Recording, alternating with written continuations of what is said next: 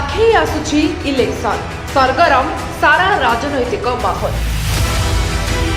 मे 13 तारिख में ओडिशा रे आरंभ हेब प्रथम पर्याय निर्वाचन। तेबे तीन दलर नेता मध्य एथिपाई निज प्रार्थी को जिताइबा पाई जोरसोर रे प्रचार प्रसार।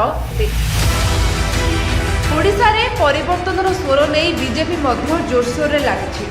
एमिति कि राज्य रे बीजेपी सरकार गढ़िबा नै प्रधानमंत्री नरेंद्र मोदी मध्य दुई थर ओडिशा आसी जनसमागम रे शामिल होई निज दलीय नेता मंत्री को राजनीति मंत्र देवा सह जनता को संबोधन करथिले एवं निज दल पई भोट मागिथिले। मोदी कहचंती जदि ओडिशा रे सरकार परिवर्तन हेबे ताहले से बहुत किछि जिनिस रे परिवर्तन आनिबे।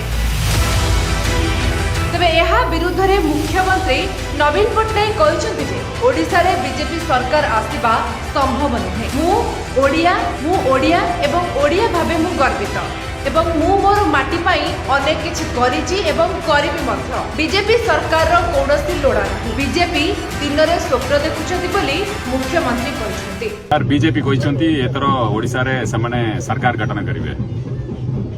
बहुत दिन हैला बीजेपी दिन रे स्वप्न देखिछथि।